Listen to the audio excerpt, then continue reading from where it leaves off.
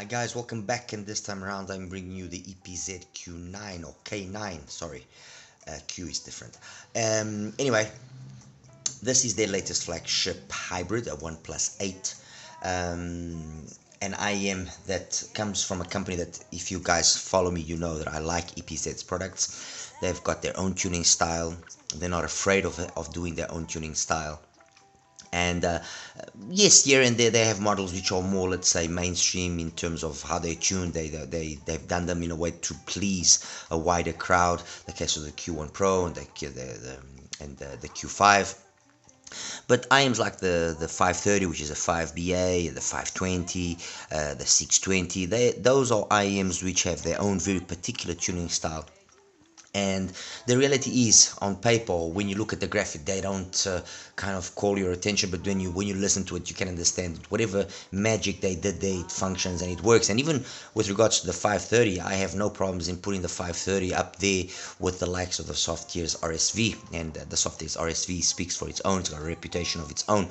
Some of you might think that that's a bold statement, but it isn't if you consider that in their particular way of tuning, the RSV is probably one of the best, and in its particular way of tuning, the 530 as well is probably one of the best IEMs, or all BA IEMs at any price point, in my opinion. I would even go as far as saying that the 530 would keep its own with the likes of the QDC, the Noli VX. Anyway, the K9, very nice box. It's got a nice decorative design on it. Inside, I mean, there's really not much I can show you because I've taken everything out, but everything inside, comes packaged really nicely. You have this puck style case, which is actually quite nice. It looks like they put some design into it. There's the different termination for the cable.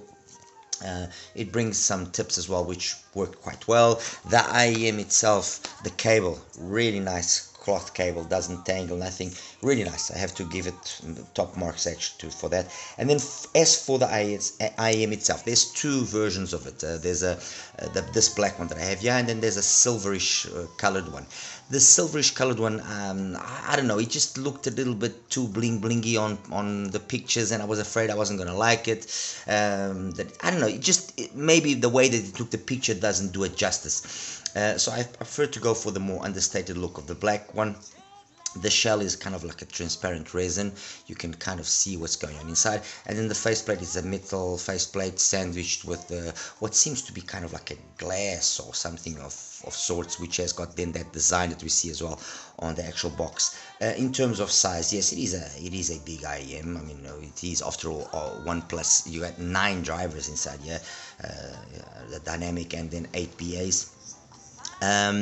But it's fine. It actually fits quite nicely. There's really nothing I can consider offensive with regards to its ergonomics. It doesn't weigh much as well. It's nice. And with regards to the actual drivers themselves, I'm not sure how they've divided the BAs up, if they've how many BAs they've attributed for each part of the frequency range. But anyway, it is what it is. The IEM itself, like I said, in my opinion at least, scores top marks, at least this black version, for the visual aspect of it. The size, although large, it fits nicely. I didn't have any issues with it fitting in my ears and staying in my ears and not coming off. Cable as well scores top marks. Nice tips, which I'm using the stock tips, by the way. I've actually tried the KB ears and the Venus Velvet and a few others that I have, but I opted for the stock ones because they worked fine. There was nothing wrong. Nice case. So all in all, I mean, it's roughly $300 that the K9 costs. And I think EPZ has done their work. They are offering good value, and they are positioning themselves intelligently as well with regards to what is available in the market. I've got here 3 other models which also follow this OnePlus 8 configuration. I've got here the Jazeera 81T, the Dragonfly, which is probably the cheapest of these ones. This is $249 if I'm not mistaken. I've got here the SR9 from Soundrime, which goes anywhere between, I've seen it at 279, I've seen it at 299, so kind of just a little bit below the price of the K9. And then I've got, yeah, the EM10 from SIMGOT, which is the most expensive at around $400. It is also the only one here which has got another extra driver, which is a PZT, but the you know, the meat and bones of the IM, it's a 1+8. Okay. As for the K9 and what it sounds like and what it doesn't sound like, well, the K9 has got kind of this style of tuning which has been followed or has been done before in the EM10 and has been done as well in the Dragonfly, which means what? It means that it's got this gliding style of bass. I'm actually just here looking at the graphs, my apologies. So it's got this gliding style of bass, which is actually quite satisfying. I mean, there's a good amount of energy below 100 hertz, which then tries to keep up and not let the upper mids and treble become too forward or too overpowering. But there is definitely an emphasis on the upper mids and mids, upper mids and treble. Or rather, there's an emphasis on this being more of a vocal-centric IM than necessarily an IM which has been tailored for, let's say, the bass head out there of you. So it's not an IM which has got monstrous amounts of bass. The bass that is in the K9 is a quality bass. If you want monster bass, there's other options, the Martillo, there's other things out there which will satisfy more in regards to that department. This is an IM for I would say quality listening. You want to listen to good quality music. You want to listen to some jazz. You want to listen to some, you know, female vocals. You want to listen to stuff which is proper music, if that is even you know, a correct way of putting it without sounding offensive in any way. Every music is proper for the person that's listening to it. So it's not an IM that I would say isn't capable of doing some EDM or isn't capable of doing some rock. No, it is, but perhaps because of the way that it's been tuned, you won't be extracting the maximum potential out of it. I mean, again, I repeat, there's other IMs. I mean, if EDM and if that style of music, EDM and maybe, you know, rock is something that you prefer or is your tuning, or, you know, the style of music that you tend towards the most, then I would say something like the SR9 would probably be the better one. Why? Because it has got that area there of the mids and upper mids slightly lowered, so it allows for a little bit more volume and make things a little bit more lively up top. So be it the Jazeer, the 81T, or be it the SIMGOT EM10, or of course the K9, all of these have in common the fact that they are more detail orientated. They are going to be more focused towards, let's call it a more audiophile correct representation. Although there's a certain amount of difference with regards to the brightness level that these three then have. I know I'm not perhaps conveying the best way of describing this, but it's what mainly distinguishes the 81T, the K9, and the SIMGOT is that perceived perception of the mids, upper mids, and treble in terms of intensity as compared to then the bass that they have.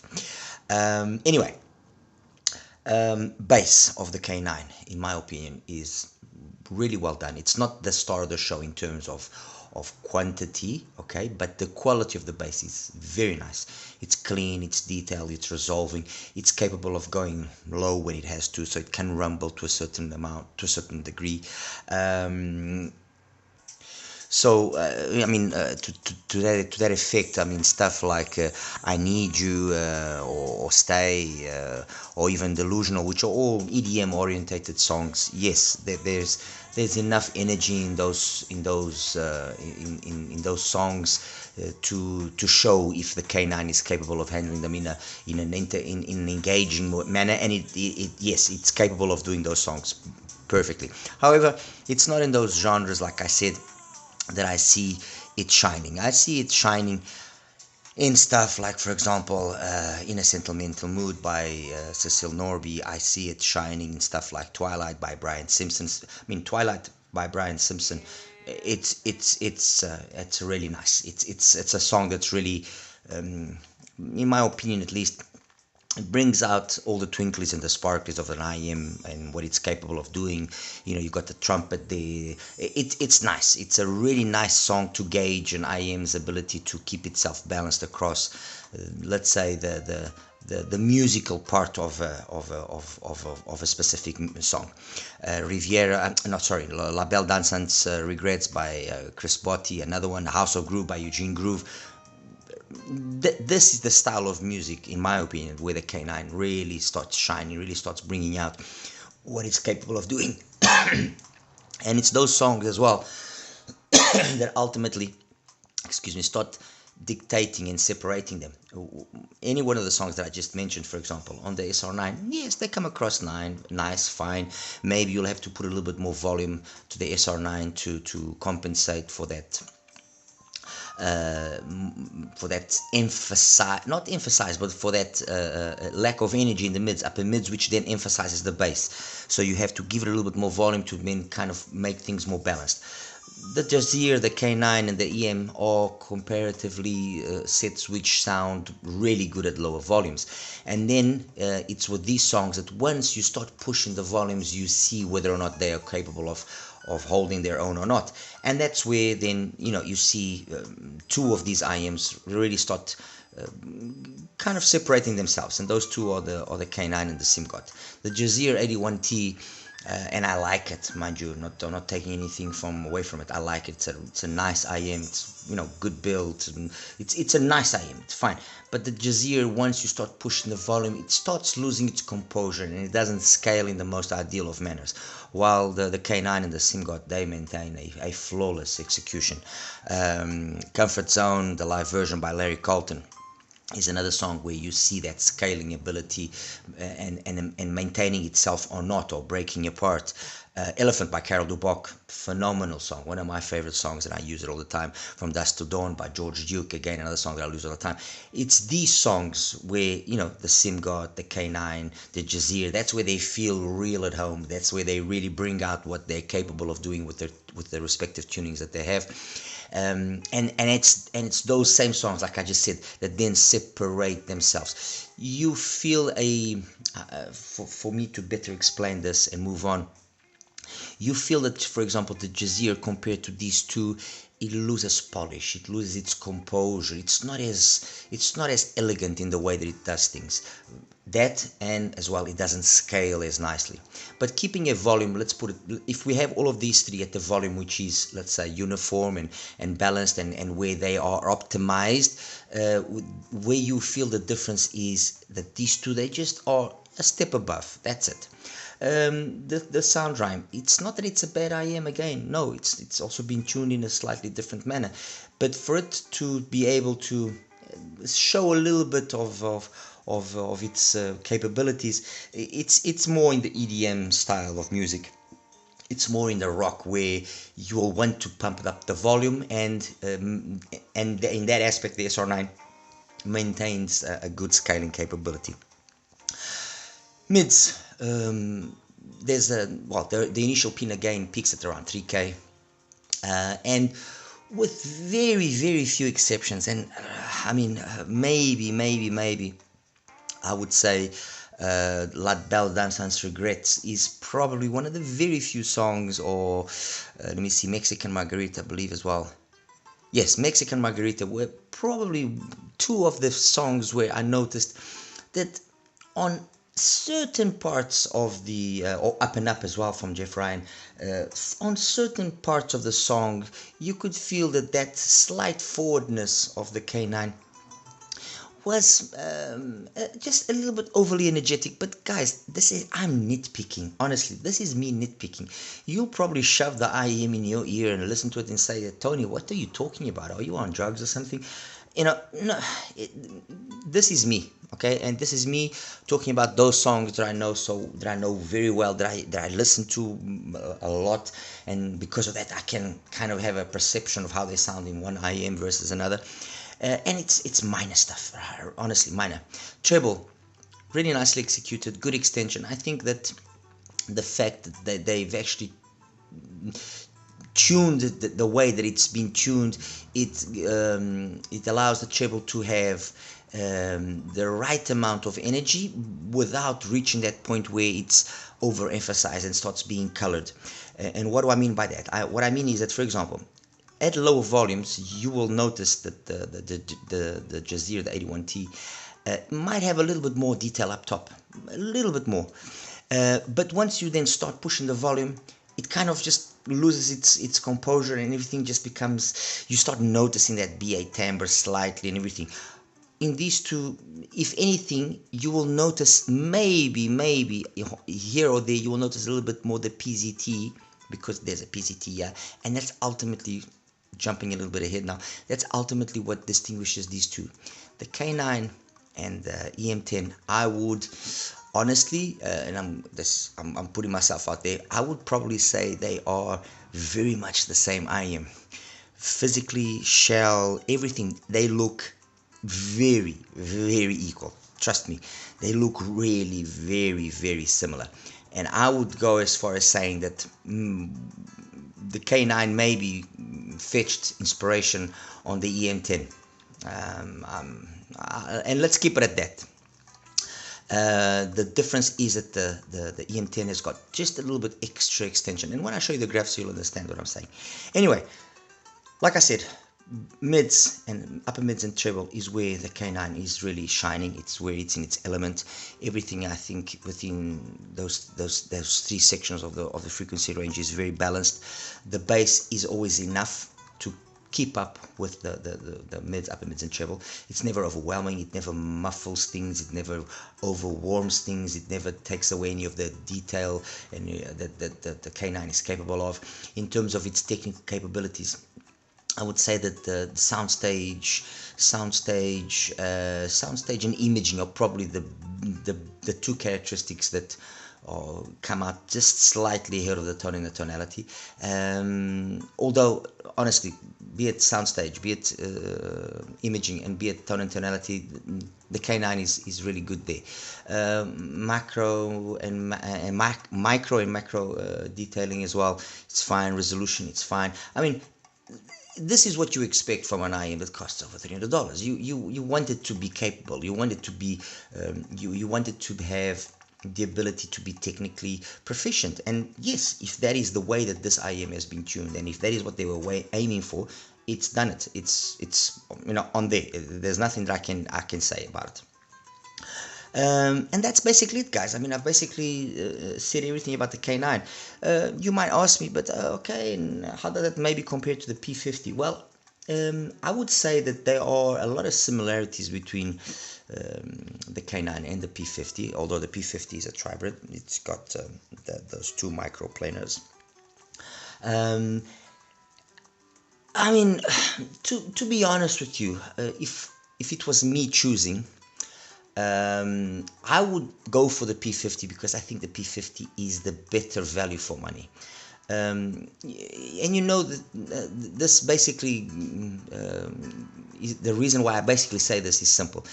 The similarity between the sound of IEMs currently is so great that if you can have an IEM that sounds basically the same as another one, or the same as another one, and it's cheaper, why would you spend the money on the cheaper one? Unless it fits you better, or unless it really does have something that tickles your fancy more. But why would you? I don't understand. It's the same. It's like on single DDs. In a single DD under $100, you are basically finding the performance that single DDs were giving you back in the day when they were $200, $300, $400. Why would you go spend more money? There's honestly, I can understand the crowd that like the Twilight and that like those ultra expensive single EDs, and I can also understand that yes, there's maybe here and there with specific songs, specific genres, and with ideal conditions, you can maybe see a little bit more magic in those single EDs as compared to a solid sub $100 single ED. But a single DD under $100 currently, then the amount of single DDs that you have, which are so good, so capable, and actually some of them so well built, there's no justification to spend the extra money, and that's the basis for me saying that between P50 and the K9, I would choose the P50 honestly. I would even go as far. The sound is, there's a lot of similarities between the two as well, but I would even go as far as saying that the P50 on occasion even maybe sounds slightly more competent. I'm trying to look here for the graph of the P50 to also show you guys in a second. Where is it now? Where is it now? Where is it now? Where have you gone? It's always like this. Whenever you want something, you never seem to be able to find it. Now this is the SR9. This one here is the septet. I don't want the septet. Not the septet I'm talking about. I believe the P50 is, yeah, we go. Yes, exactly. Number 25. Exactly. The P50, as I just said, it's basically the same in terms of its bass performance, and up to 3 kilohertz. They are tuned very similarly, although using slightly different DDs. And then, of course, the treble on the P50 is done with a microplanar, while on the K9 it's with BAs. I would say, because of the way that the microplanars have been implemented in the P50 and in my particular ears, I can appreciate that extra amount of detail that I'm getting without it becoming incoherent with the rest of the drivers. So I can see that I can perceive all of that detail without it still sounding natural and all sounding like it's one single driver and not an agglomeration of various drivers. While on the K9, it's not that the coherence between the drivers is not well done, it's very well done. It's maybe that it loses a little bit of detail. Again, I repeat, and I'm sure that it was a little bit intentional so that the whole coherence could be better attained, so that you wouldn't pick up on all of these drivers, that you would think it's just one single unit that's producing all the sound. But when compared to the P50, when taking into account the difference in price and the P50 being equally as coherent, the P50 slightly edges it. Not on all songs, mind you, but there are certain songs that you will see the P50 just slightly edging out the K9. Guys, and that's basically it. Let me now just quickly show you the graphs and we'll wrap it up. Alright. Hi guys, welcome now to the graph section here for the EPZ K9. As you can see, this is the graph of the K9. A few things automatically jump to your eyes, which is a nice gliding smooth bass, a pin again which peaks at around 3 kilohertz. The 100 hertz point corresponds to over 2 kilohertz, so usually when this is obtained we are assured a good balance between the lower frequencies and the upper frequencies, where neither of them are overpowering each other, unless we then have a different kind of profile either here or over there. In this particular case, we have a slightly more amount of energy here in the upper mids, which, coupled to the fact that we are talking about an 8mm driver doing the bass, and although we do have it having the quality or having the extension that I talked about, the quantity will not be there to become overpowering. So the balance that is struck is a nice balance where this keeps up with that, but that is the dominating frequency, let's put it that way. So the mids, upper mids and treble will be the dominating frequency. The above 10 kilohertz area here as well, you can see that the peak of that frequency, or the most amount of that we have of above 10 kilohertz, corresponds to more or less this middle section here between 300 and 1 kilohertz. Again, what this dictates then in practical terms is that we will probably have a sound which is natural, has a good amount of soundstage, a good amount of imaging. By a good amount of the soundstage and imaging are good. They are ample, they are big, they are full sized.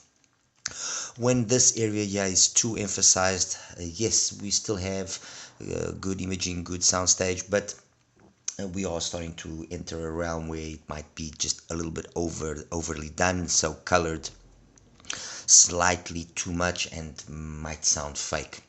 So in the way that it's done here, it's balanced. When there's too little there, we then have a more warmer, cozier kind of sound. So these are kind of like the things that jump to your ears straight away, to your eyes straight away. Sorry. Jazeer 81T, pretty much the same sort of bass execution, a little bit more forward in terms of the mids to upper mids. The 100 hertz point here corresponds to like 1.2 kilohertz, which then means that this the vocals are going to be a little bit forward and will be overly dominating, especially when we start pushing the volume where they might just be too much. The bass again is just suffice. Yes, there is more bass, I'm not going to deny it. Yes, the Jazeer does use a bigger driver, but you don't really notice it because of this forwardness here of this part of the spectrum.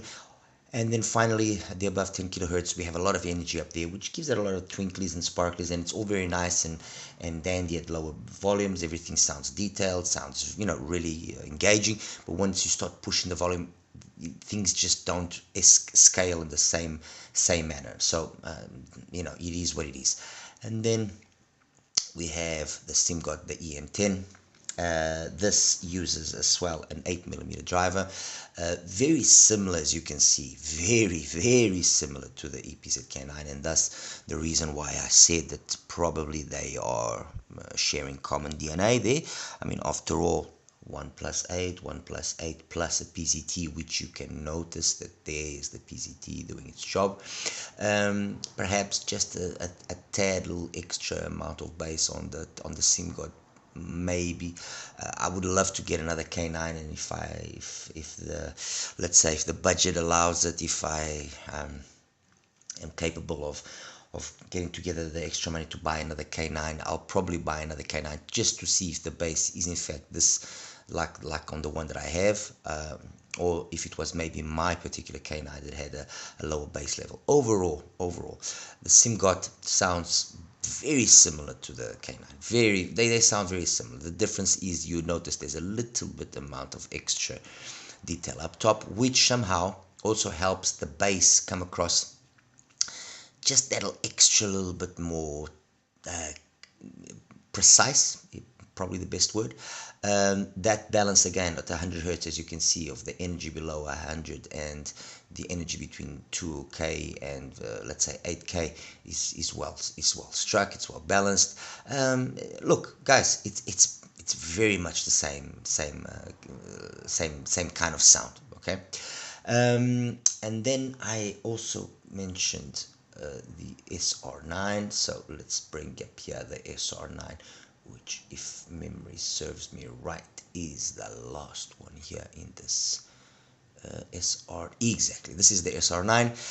The SR9 definitely has more bass. It's noticeable that it's got more bass. It's undeniable. A little bit less energy here in this area of the pin again as compared to the K9, which means that then the 100 hertz point is going to correspond to somewhere around 4 kilohertz. So definitely more laid back, and it's audible, it's noticeable. It has its plus points, yes. When the volume is pushed, this sounds more balanced. At lower volumes, it sounds a little bit dark. It sounds like there's some information missing here. So the SR9 is probably not in its element at lower volumes. And then the treble up top and the extension up top, less polished. Okay, less polished. And then finally, the P50, also from EPZ. Where are we, Mr. P50? Mr. P50, hello, where are we? No, this is not the P50. Or is it the P50? No, this isn't the P50, I think. Where did I wait. P50. Yes, this is the P50. Sorry, my apology, guys. P50. It's basically the same thing in terms of the bass. Yes, we have a difference that the P50 has got a 10mm driver, so the quantity of bass is slightly more present. It's slightly more there, but it's again kind of controlled by the extra amount of detail that we have up top here, which the graph doesn't entirely correlate its reality. However, it's never again overpowering, and as you can see, it also corresponds to more or less the peak of that area. There more or less corresponds to that peak of the frequency of that plateau, the frequency of the 200 to 1 kilohertz point. So it keeps a nice balance, big soundstage. It's got that little extra amount of detail, I think, and a little extra amount of base quantity, which overall, coupled to the fact that it's $100+ cheaper. I mean, if I'm not mistaken, the P50 can be picked up for something like $170, so we're talking $130 price difference. Does overall make the P50 the more sensible purchase, in my opinion. Okay, and that's that, guys. All right, I hope I was able to shed some light here on the K9 for those of you that are interested. And that's that. I'll see you in the next one. Take care now. Bye bye.